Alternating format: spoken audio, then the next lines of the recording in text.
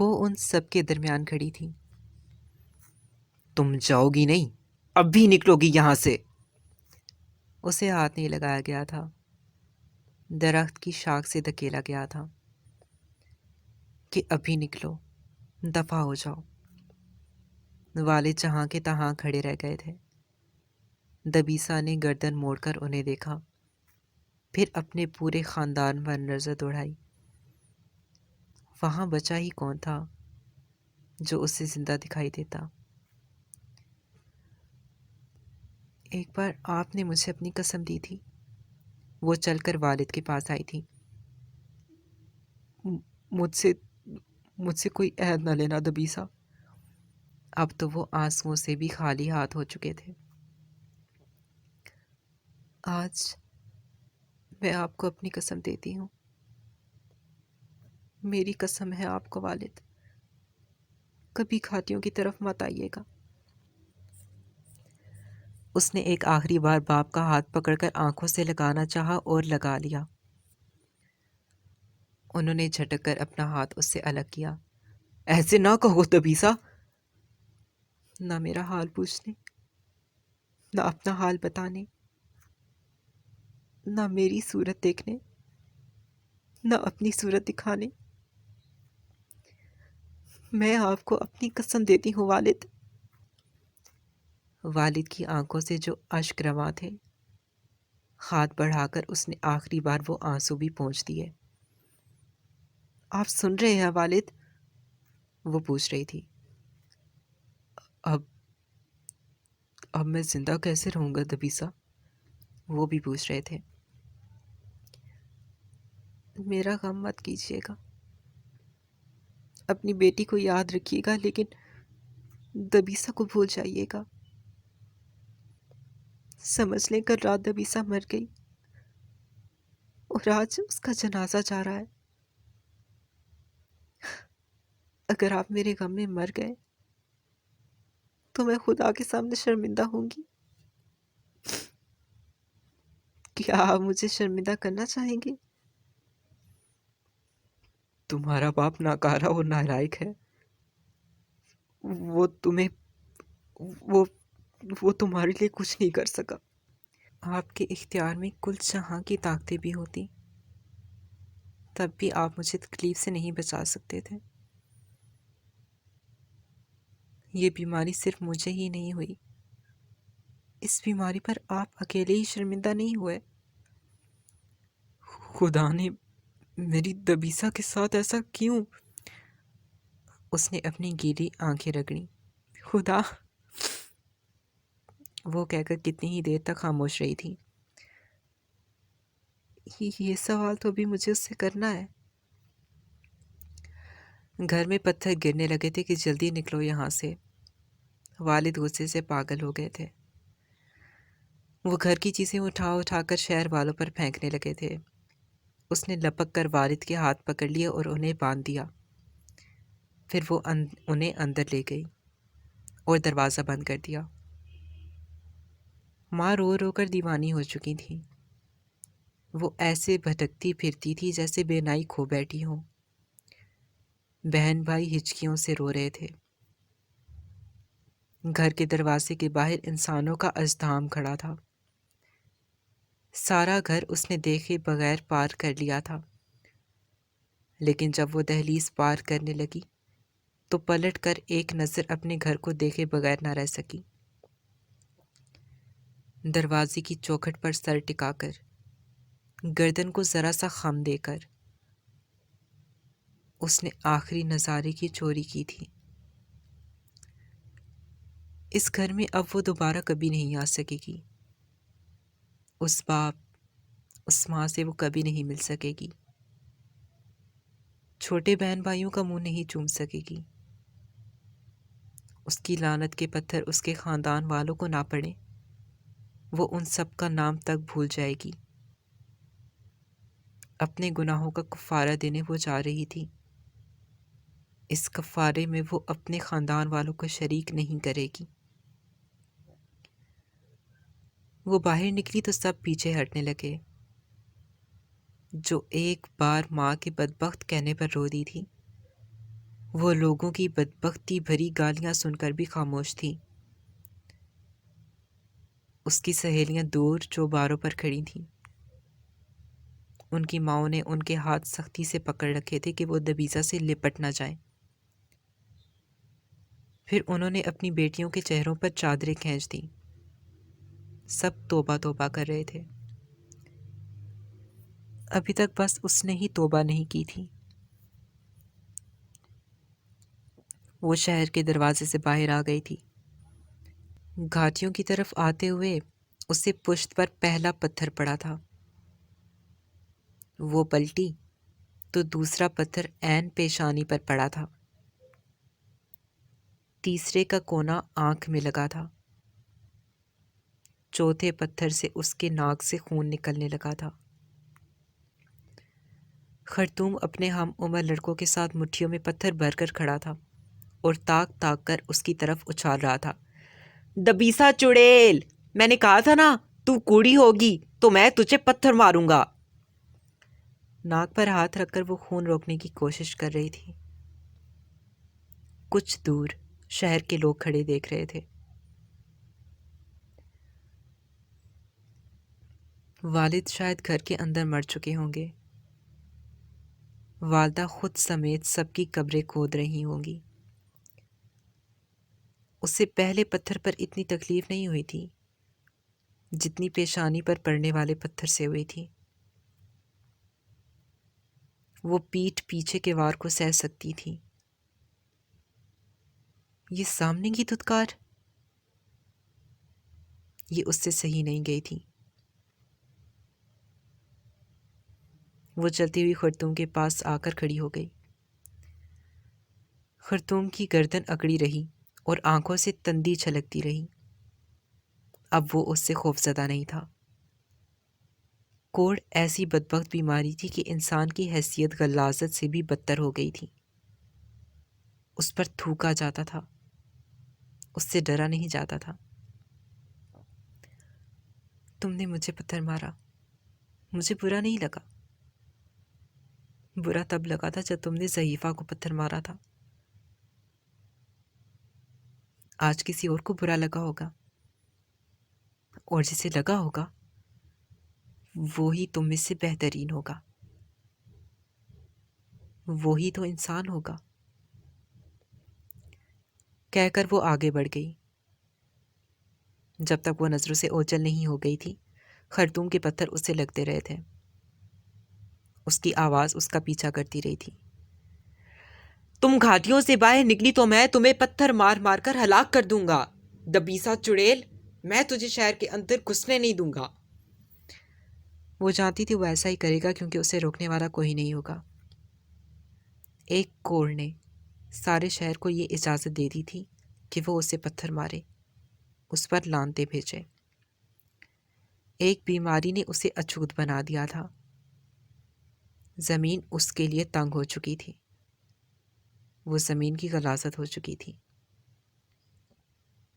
پتہ نہیں کس گناہ کی، لیکن سزا کڑی ملی تھی۔ زمین والوں پر کبھی آسمان والے نے ظلم نہیں کیا، زمین والوں پر ہمیشہ زمین والوں نے ہی ظلم کیا ہے۔ Next article. والد نے قسم دی تھی اور وہ کبھی گھاٹیوں کی طرف نہیں آئی تھی۔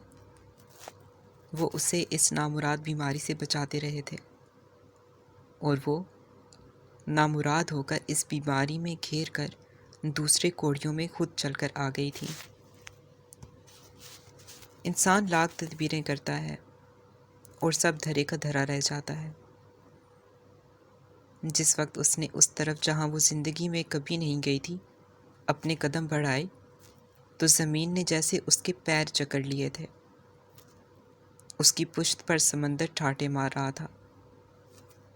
سمندر کیسا دل دہلا دینے والا تھا۔ اس سمندر پر پرندوں کے گول دائروں میں چکرا رہے تھے۔ ان کی آوازیں کان پھاڑ دینے والی نفرت انگیز تھیں۔ وہ ایک پتھر پر اپنے ہاتھ رکھ کر سر جھکا کر کھڑی ہو گئی۔ جی چاہا پتھر سے سر ٹکرا ٹکرا کر خود کو ختم کر دے۔ ہوا سے اس کی چادر پھڑ پھڑا رہی تھی۔ اس کا پرندہ اس کے سر پر چکر کھا رہا تھا۔ شاید اسے ابھی بھی اپنی دبیسا پر فخر تھا۔ زمانے کی زبانیں اسے گالیاں دینے لگی تھیں، لیکن وہ اس کے لیے ابھی بھی گنگنا رہا تھا۔ اجنبی زمین کا آسمانی پرندہ، وہ اپنے پر پھڑ پھڑا رہا تھا۔ وہ کانپ رہی تھی، ہولے ہولے سسک رہی تھی۔ اس کی پیشانی کا زخم اسے بہت زیادہ تکلیف دے رہا تھا۔ جسم میں در آنے والی بیماری اسے اتنی بری نہیں لگی تھی جتنے جسم پر پڑنے والے پتھر۔ نرم زبانوں کی انگارہ باتوں نے اسے راکھ کر دیا تھا۔ اس حقیقت نے کہ اب وہ دبیسا تو رہی ہے لیکن انسان نہیں، نے اسے کچل کر رکھ دیا تھا۔ انسان ہونے کا سارا مان اس کی روح سے پھسل گیا تھا۔ انسان ہی نہ رہے تو پھر وہ کیا رہے؟ یہ چلن صرف انسانوں میں ہی ہے۔ ایک ہی کھال میں رہتے ہوئے وہ اپنی ورنہ دوسروں کی جون بدل دیتے ہیں۔ بستیوں کی بستیاں مل کر کسی ایک کو نکال باہر کریں تو انسان کل عالم میں بڑا اکیلا پڑ جاتا ہے۔ زمین کی جنگ میں انسان یہ جنگ لڑے بغیر ہی ہار جاتا ہے۔ اسے گھنٹیوں کی آوازیں سنائی دینے لگی تھیں، اپنی طرف بڑھتے بہت سے قدموں کی چاپ، سہارے کی لکڑیوں کی ٹھک ٹھک۔ وہ خوف سے سمٹ کر رہ گئی تھی۔ جن لوگوں کو دیکھ کر وہ اپنا راستہ بدل لیتی تھی، آج ان لوگوں کا اور اس کا راستہ ایک ہو چکا تھا۔ جن لوگوں کو دیکھ کر وہ ناک تک چادر کھینچ لیتی تھی، اب انہی لوگوں میں اسے آخری سانس تک رہنا تھا۔ وہ اپنا خاندان، اپنا باپ پیچھے چھوڑ آئی تھی۔ اب یہ لوگ اس کا خاندان بننے والے تھے۔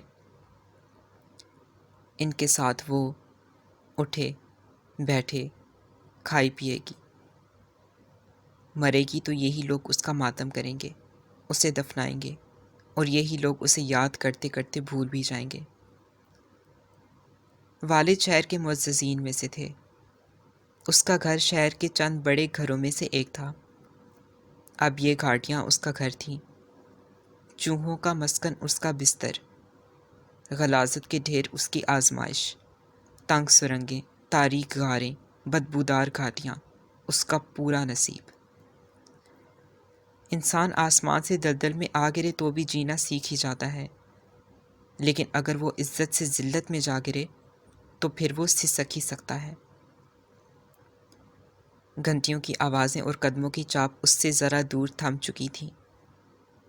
شاید ان لوگوں تک شہر کے لوگوں کا شور پہنچ چکا تھا، یا پھر ان کی بیمار زدہ کوڑھ حسیوں نے انہیں بتا دیا تھا کہ ایک اور بدبخت نامراد ہو کر ان کے ساتھ رہنے کے لیے آ چکا ہے۔ خوف دل پر حاوی تھا، سہم سے سانس تنگ تھی۔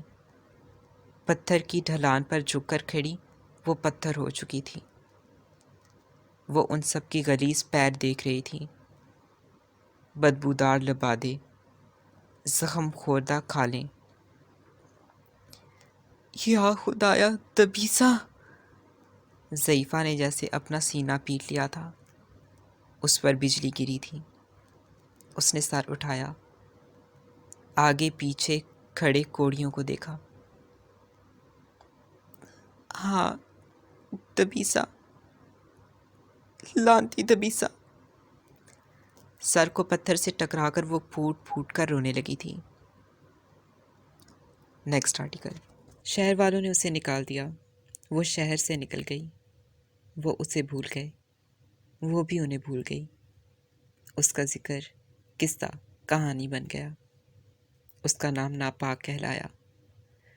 اس کا انجام عبرتناک قرار پایا۔ یہ زمانہ، یہ لوگ، یہ وقت کی چال، یہ اوپر والے کا کھیل۔ وہ تاریک غار نما سرنگ میں ضعیفہ کے ٹھکانے میں پڑی رہتی تھی۔ ساری دنیا اس کے لیے خاک ہو چکی تھی۔ اس نے خدا سے یہ سوال بھی نہیں پوچھا تھا کہ اس نے اس کے ساتھ ایسا کیوں کیا۔ وہ بالکل خاموش ہو چکی تھی۔ اس کے شہر اور آس پاس کے شہروں کی کوڑی انہی گھاٹیوں میں رہتے تھے۔ یہ کوڑیوں کا چھوٹا سا شہر تھا۔ اگر کہا جائے کہ زندہ، تو ہاں، وہ یہیں زندہ رہتے تھے۔ زندگی پر تو تندرست انسانوں کو حق تھا، اور وہ کوڑی تھے، اس لیے موت پر اپنا پورا حق جما کر اس کے انتظار میں گھڑیاں وہ یہیں گنتے تھے۔ زندگی پر ان کا بس اتنا ہی حق بچا تھا کہ وہ بھیک مانگتے تھے، اور دو نہیں تو ایک لقمہ کھا لیتے تھے۔ دوا تھی نہیں، شفا کے وہ حقدار نہیں تھے۔ بچی موت تو وہ اس نعمت کے انتظار میں آنکھیں بچھا کر رکھتے تھے۔ اس کے حسن کو گھن لگ چکا تھا۔ وہ مری نہیں تھی اور زندہ بھی نہیں رہی تھی۔ دن کی روشنی میں وہ اپنے جسم پر پڑنے والے داغ دیکھتی رہتی تھی۔ اپنا جسم، اپنے ہاتھ پاؤں، پانی میں اپنا عکس دیکھ کر وہ پھوٹ پھوٹ کر رو دیتی تھی۔ اس نے اپنے حسن پر کبھی غرور نہیں کیا تھا، پھر بھی اس کا حسن خاک ہو رہا تھا۔ کوڑیوں کو عبادت کی اجازت نہیں تھی۔ وہ بدبخت اور لعنتی تھے، خدا کی طرف سے دھتکارے ہوئے۔ وہ اپنی ناپاک زبان سے خدا کا نام نہیں لے سکتے تھے۔ وہ بھیک مانگتے تھے تو اپنے گناہ کے نام پر، جس کی وجہ سے انہیں کوڑ نصیب ہوا تھا، خدا کے نام پر نہیں۔ اگلے دن صبح والد پاگلوں کی طرح گھاٹیوں سے کچھ دور دبیسا دبیسا چلاتے ہوئے بھاگتے دوڑتے پھرتے تھے۔ ان کی آواز سے پہلے وہ ان کی آمد کی چاپ سن چکی تھی۔ وہ آہیں بھی گن چکی تھی جو وہ رات بھر لیتے رہے تھے، ہچکیاں اور دہائیاں۔ بھلا اس کے دل سے کچھ مخفی تھا؟ بھلا والد کا دل اور اس کا دل دو الگ لوتھڑے تھے؟ میں نے تمہاری دی قسم نہیں توڑی دبیسا، میں گھاٹیوں سے بہت دور کھڑا ہوں۔ تم نے کہا تھا میں تمہاری صورت نہ دیکھوں۔ اپنے باپ کو اپنی آواز سنا دو دبیسا، تمہارا باپ مر جائے گا۔ اپنے باپ سے تو مل لو دبیسا۔ اسے وہاں دیکھ کر ہر آنکھ روتی تھی۔ ضعیفہ کچھ زیادہ ہی آبدیدہ تھی۔ آج مل لیا تو وہ ہر روز یہاں آیا کریں گے، وہ یہیں رہ جائیں گے۔ لوگوں کے تانے ان کا سینہ چھلنی کرتے ہوں گے۔ میرا گناہ ان کی سزا بن چکا ہے۔ گھاٹیوں کے میں ان کے لیے جہنم نہیں بننے دوں گی۔ اس نے گیلی آنکھیں رگڑتے ہوئے کہا تھا۔ والد کی آواز کی گونج اسے تکلیف دے رہی تھی۔ دنیا جہاں کے پہاڑ اس نے اپنے سینے پر رکھ لیے تھے۔ باپ کی آواز کا کانٹا وہ سہ نہیں پا رہی تھی۔ وہ سرنگ میں اتنی دور چلی گئی تھی کہ اسے والد کی آواز سنائی دینا بند ہو گئی تھی۔ دبیسا نے کہا ہے کہ اگر آپ دوبارہ یہاں آئے تو وہ سمندر میں کود کر اپنی جان دے دے گی۔ ضعیفہ نے دبیسا کا پیغام والد تک پہنچا دیا تھا۔ اس نے کہا ہے کہ وہ اپنی زبان پر قائم رہنے والی ہے کہ آپ کے قدموں کی چاپ بھی سنائی دی تو وہ کود جائے گی۔ میری جان لے لی اس نے، اب اپنی جان لے کر کیا کرے گی؟ والد زیر لب بڑبڑائے۔ انہوں نے آس پاس بڑے پتھر چننا شروع کر دیے تھے کہ اگر ان کی دبیسا یہاں سے گزرے اور کوئی اس سے پتھر مارنا چاہے تو کسی کو اسے مارنے کے لیے پتھر نہ ملے۔ انہوں نے زیر لب دبیسا دبیسا کی تکرار شروع کر دی تھی۔ نہ کرتے تو سانس کیسے لیتے؟ میں نے یہ کیسے سوچ لیا کہ دنیا کا ہر انسان کوڑی ہوگا، لیکن میں نہیں۔ غار کے اندھیرے گوشے میں دبک کر پڑی وہ بڑبڑا رہی تھی۔ والد جا چکے تھے، نہ جاتے تو وہ سمندر میں کود جاتی۔ زندگی پر موت کا ہی قرض ہے نا، وہ چکا دیتی۔